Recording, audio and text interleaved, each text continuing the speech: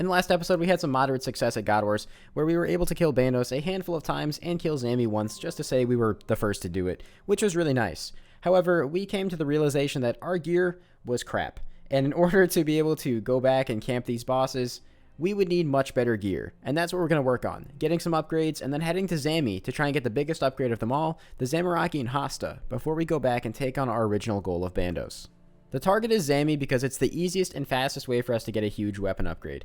85 Slayer would take way too long, and thanks to Zammy being a demon, we have access to using the Arc Light against it once we obtain those, which is an insanely overpowered weapon. There are a lot of other upgrades to be made though, because we are not going to underestimate the God Wars bosses again. We're going to get some actual gear this time. The first of those upgrades is going to be a Fire Cape, which means I have to work on my range level. Let's go ahead and do some questing. Before we get too deep into the video, I want to talk to you guys about today's sponsor, Opera GX. I've been using this browser for about a year now since the first time they sponsored me, and I don't regret a thing. It has so many features that Firefox and Chrome just did not have. Sometimes I'm multitasking way more than I should be, and I might start to lag, but that can be fixed with GX Control. This panel lets you directly choose how the browser will affect your computer's performance. Listening to music or watching YouTube while doing something intense in-game? No problem, because this lets you limit the bandwidth, RAM, and CPU that Opera is using, which really helps reduce any lag you might be getting. Another thing that really annoyed me with other browsers is I had to constantly rotate tabs to keep up with everything that I was doing. Well, with Opera's accessibility, that is no longer a problem. I can browse around Twitch to see if my favorite streamers are live, I can check my Discord without having to minimize any other games, which is super useful when I'm playing full screen games like WoW, and you can even check messenger apps directly from the sidebar. On top of all that, Opera GX is also available on mobile now too.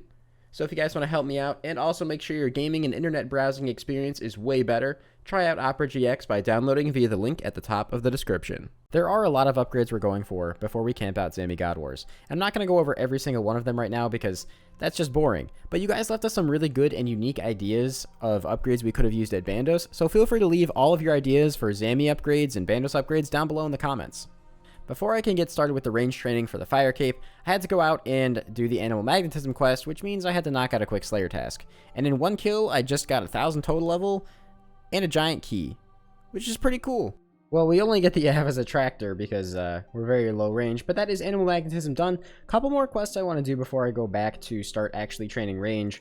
I want to get my farming level up so that I can start growing seaweed spores, because I want to funnel all of those to Guides for us all to work on our crafting, but also because I want to start working on getting my farming up to do rum deals so I can get us black masks.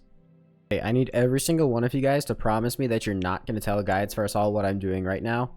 Please, because if he knows, he's definitely going to yell at me. I really do not want to do Enlightened Journey, Giant Dwarf, or any of that, so I'm taking some of the fossils that I got from AFKing Ammonite crabs and completing a couple of displays around the Varrock Museum, because I found out pretty recently that these lamps actually work on skills starting at level 20. So if I just get myself 2 lamps and put them on farming, I know it's not herblore, but if I put them on farming, that's actually going to get me all the way up to level 25, which means that I can actually grow seaweed. And that's all I wanted to do. AFK training off to a good start. That is 50 range, which means I can replace this gross, ugly Ava's Attractor with an Ava's Accumulator, get a couple range bonus out of it. All the way up to 60 range now, and a long time ago we actually got this red D-hide body when Guides for Us All was trying to get power amulets from Crazy Archaeologist, so I can finally put this thing to use. So I've been here for quite a while, and I think it's time to take a bit of a break and try and work on something a bit more active. And I want to work on getting rune gloves this video. I want to get barrows before we actually go to Zammy, but rune gloves are something I can do somewhat quickly. I either need to get 70 cooking for one of these subquests, and I believe 48 agility, or do a bunch of quests. And for now, I figure I kind of want to work on the total, so I'm going to start by trying to get 70 cooking.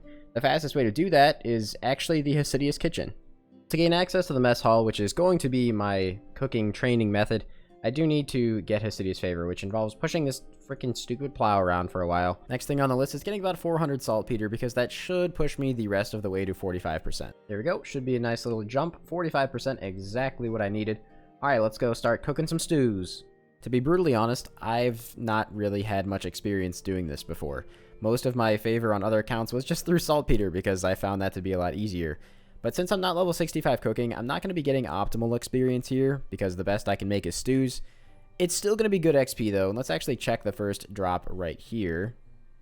Yeah, you know what? 2,200 XP at level 44 is pretty damn good. So I was actually going to go do the quest Family Crest to get cooking gauntlets, but I was today years old when I realized that they don't work on all food. They only work on lobsters, swordfish, monkfish, sharks, and anglerfish. I never knew that. Alright, so I haven't been doing all the things to get the best XP I can possibly get here, but that's 50 cooking already. I'm going to try a little bit higher effort now that I'm going to be burning things less, and see if I can get like 65 to 70k an hour realistically.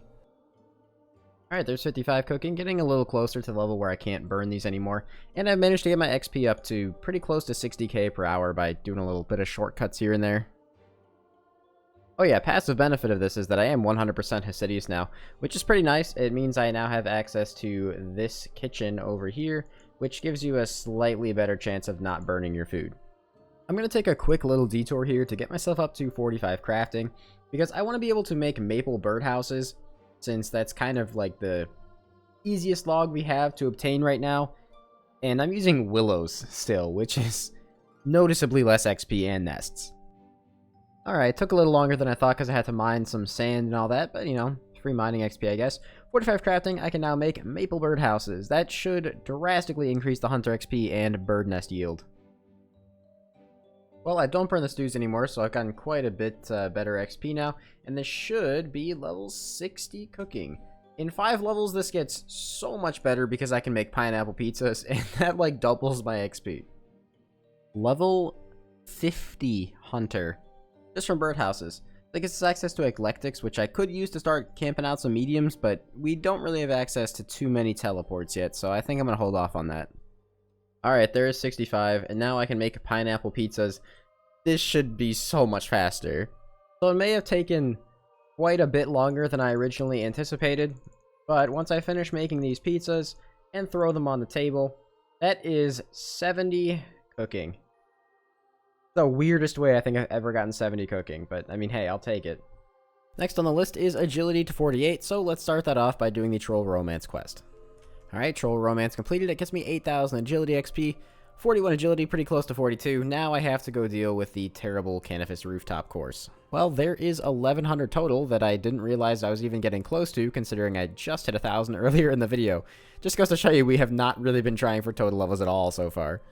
There is 48 agility, which of course is the requirement for the next part of RFD that we need to do. I'm really excited to get all these things knocked out so I can start the Slayer grind and work on getting black masks for both of us, since we can actually be on a Slayer task for Zammy as well. And that'll be huge. Alright, that took also a bit longer than expected, but that is another subquest on, leaving only the Ceramic Vars one, which needs a few more quests. I'll probably work on that one in the next episode. But that is going to come on, give me the stupid quest screen. Any day now. There we go. That is the Awogi part finished. Arguably the hardest portion done. And 10,000 agility XP gets me another level. So that's pretty cool. Let's go buy our rune gloves. Incredibly minor increase over Addy, but hey, an upgrade is an upgrade. Yo, shout out to Guides for Us All for keeping me stocked up with ops because he has the thieving level to do Master Farmer. I would not be able to do these bird runs if he wasn't doing that. It would feel kind of wasteful to not go to Jad with the black D-hide we literally already gathered as a group, so I'm going to get 70 range before I do it. Don't know how it's going to go. Been a while since I've done like a lower stat fire cape, though it's not really anything impressive these days. Did some LMS to buy myself some Dragonstone bolts. I don't know how good these are going to be, but I think they're my best option unless I train fletching for emerald bolts, which I might have to if this doesn't work out. Look at this absolute god tier setup. There's some really minor upgrades I could make here, but I don't think it'll be an issue. I'm not sure. It really depends how long it takes me to kill the mages, because if it's a long time, there's a good chance I mess up some of my one-tick flicking. I don't want to talk about it. I was in there for 95 minutes, and I started just messing up my one-ticks because it took me 3 minutes to kill the majors. It was awful. Hey Shelby? Yeah, what's up? I died on wave 58. In the fight cave? In the fight cave. Don't you have an infernal cape? I have 2, actually. How did that happen? You know, I don't really want to talk about it. Fucking F. Alright, well, I guess I can use the bone crossbow on the lower waves, but in order to effectively do any damage to the higher waves, I feel like I might as well try and get some emerald bolts, which requires 58 fletching. So, let's do that and just pretend that this never happened. Bought a bunch of the arrowheads from that shop, and I'm training underwater so that I can actually just pick up the seaweed spores. Okay, it may have taken a while, but I had to get all the way to 58 fletching in order to make these emerald-tipped bolts, which was a huge jump to the total level. But I can make them for myself and for guides for us all, and we're going to need fletching in the future anyway, so it's really not that big of a deal for me to have the higher fletching level. I might have to go buy some emeralds, though, from the RD Gem store or something. Grabbed a couple of snakeskin while I was on Fossil Island as well, because I'm sure a lot of you guys were yelling at me for not having snakeskin boots. I think the Shazing ones are better, but I don't really feel like getting 100% right now. Trying to make a little more money, so I'm going to use up these 3 giant keys. Okay, literally 0 alcohols, but we're going to get some decent loot. You know, as dumb as this sounds, this makes me really glad that we didn't go for the fire cape originally in our Bandos plans, because this is a huge headache, dude. Alright, let's try this again. I just wanted to show you guys how slow killing one of these mages actually is, and this is on 4 times speed with the mage poisoned. Now you can imagine in my first run without the mage being poisoned just how terrible this was. So yeah, just a bit of a reference point, I guess.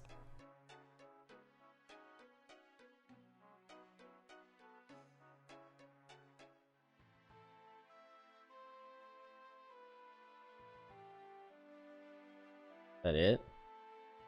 Jesus Christ. That took so fucking long. That took so long. Like, that's ridiculous, dude. 2 hour, 33 minute freaking fight cave. Oh my god. Yeah, never again. I'm actually going to tell Shelby, just don't even bother with this until we can get a task or something, because that's just, god damn. Dude, no wonder I used to absolutely hate getting fire caves back when Old School first came out. This was terrible. I mean, don't get me wrong, I'm glad I have it, and I'm probably not going to go for Inferno for an insanely long amount of time, but dude, this was so terrible. There's some really nice benefits to having the fire cape, though. The main one being we can actually unlock the southern area of the city. We can go to Moral Wreck, and there's some pretty good things that I can pick up here. Now, there's 2 really, really big things that I want to look at over here. One of which is the armor shop, which is right over here, and I can actually pick up, once I get a little bit more Tokel, the Obsidian plate legs, which aren't amazing. They're about the same defense as Adamant, but they do have a 1 strength bonus, which will occasionally be a max hit. And then there's one other thing that I just thought of that is probably the most important thing. It really depends on how many other group irons have already gotten fire capes and gotten over here, but it looks like none. So I think what I want to do is make a bunch of money, convert it all to Tokel, and just buy an absolute massive amount of gems. Because if I can funnel all these crafting supplies to Shelby, we can get 85 crafting in no time. Needless to say, though, this video took way longer than I expected it to, so I hope you guys enjoyed it. If you did, of course, make sure you leave a like, comment, subscribe.